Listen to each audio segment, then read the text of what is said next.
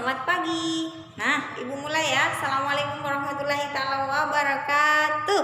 Nah, hari ini kita belajar tentang geografis yang bertema tentang geografi ya, geografis. Sorry. Nah, tidak apa-apa lah buat hiburan pembukaan ya. Kita belajar tentang pemanfaatan peta dan penginderaan jauh dalam sistem informasi geografis. Nah, atau disingkat SIG. Nah, tapi hari ini kita membahas tentang pemanfaatan sistem geografis itu di ilmu geografi yang selalu digunakan oleh manusia. Sekarang kita apa sih manfaat bagi kehidupan manusia adanya sistem geografi ini? Nah, mari kita bahas sama-sama. Oke, kita bahas tentang apa pemanfaatan apa yang bisa dirasakan dalam sistem informasi geografis. Nah, tapi bahasa kerennya biasanya sistem informasi geografis ini adalah Graphic Information System. Graphic Information System. Nah, ini adalah salah satu yang dijadikan sebagai alat atau media yang digunakan untuk pemetaan dan menganalisis terhadap berbagai aktivitas di muka bumi. Jadi sebagai alat atau media untuk mengetahui kondisi yang ada di muka bumi. Jadi siapa saja yang menggunakan, mulai dari di sistem pendidikan, mulai dari pendidikan tinggi, di sekolah, di instansi, perusahaan, pemerintah maupun militer. Nah, jadi ini adalah selalu dimanfaatkan. SIG ini selalu dimanfaatkan oleh beberapa orang, baik itu di tenaga pendidik, di perusahaan dan instansi lainnya. Jadi begitu banyak ya manfaat sistem informasi ini di bidang teknologi yang sekarang kita gunakan. Apa itu pemanfaatan dari sistem informasi bagi manusia? Siapa saja yang menggunakan, kita sudah tahu kan. Sekarang cara kerja sistem informasi geografis dari harus ada prosedurnya, yaitu ada pelaksanaannya. Terus kedua, ada data yang mereka peroleh. Nah, datanya yang mereka peroleh dari apa? Dari permukaan bumi. Nah, kedua, hardware software itu adalah alat untuk menyimpan data-data yang mereka dapat dari permukaan bumi maupun di lingkungan. Sekarang mereka pengeditan, ada sistem untuk mereka mengeditkan. Jadi pada saat mereka mengedit, melaksanakan pelaksanaan yang mereka dapat, data yang mereka dapat, nah akhirnya mereka rubah dalam sistem mulai dari peta. Nah, mulai dari peta dan sebagainya. Nah, dari apa yang mereka edit, apa yang mereka dapat dari permukaan bumi, hasil penelitian mereka, baru mereka menyebarluaskan menggunakan sistem informasi teknologi. Sistem informasi teknologinya mulai dari apa? Nah, mulai dari percakapan setiap orang. Kedua, pertama ya, mulai dari percakapan dari teman ke teman, dari teman sejawat maupun di keluarga.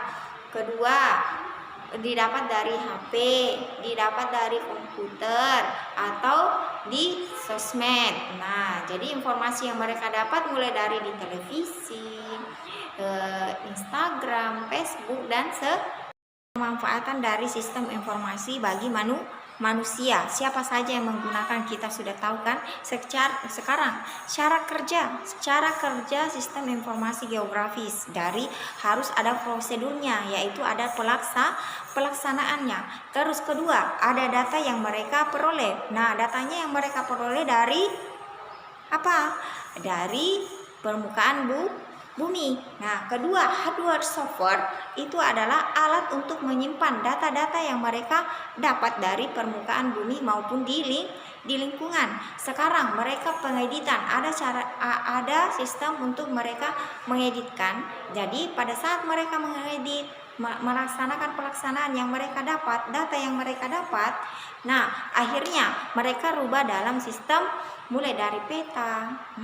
Mulai dari peta dan sebagainya. Nah, dari apa yang mereka edit, apa yang mereka dapat dari permukaan bumi, hasil penelitian mereka, baru mereka menyebarluaskan menggunakan sistem informasi teknologi. Sistem informasi teknologinya mulai dari apa? Nah, mulai dari percakapan setiap orang. Kedua, pertama ya, mulai dari percakapan dari teman ke teman, dari teman sejawat maupun di keluarga.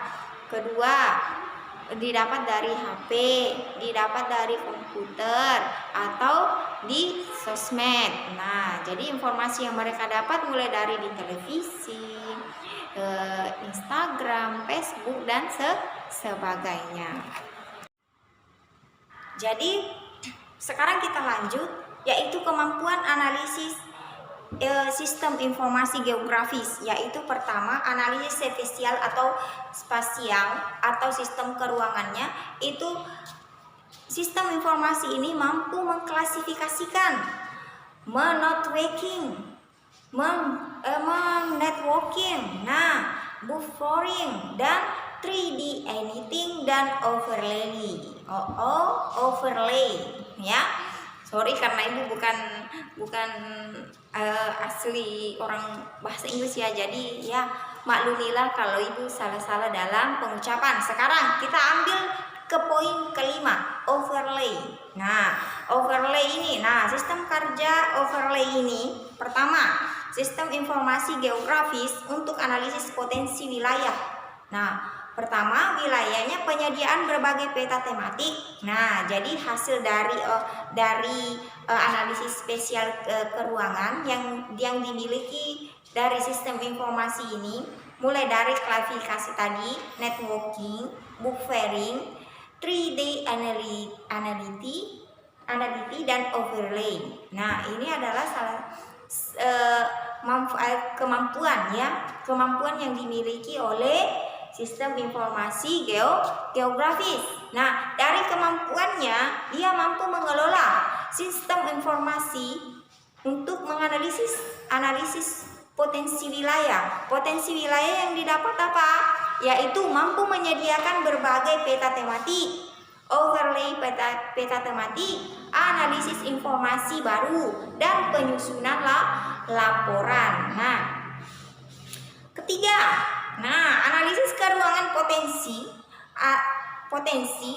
yang dimiliki oleh sistem informasi itu pertama di bidang pertanian. Di bidang pertanian mereka dapat mampu melihat peta geologi, peta kemiringan lereng, peta penggunaan tanah di lahan pertanian, peta jenis tanah, jadi peta curah hujan dan peta geografis. Masih banyak lagi ya, begitu banyak yang dimiliki oleh sistem informasi ini.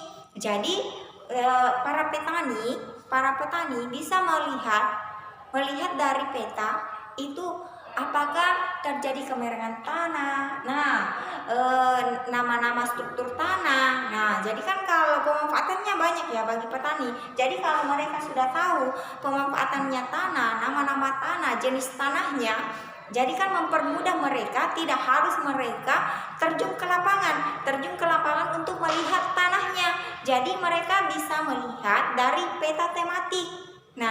Jadi mempermudah kita untuk mengetahui jenis tanah, bukan cuma jenis tanah, ada banyak lagi yang dimiliki oleh sistem informasi geografis. Sekarang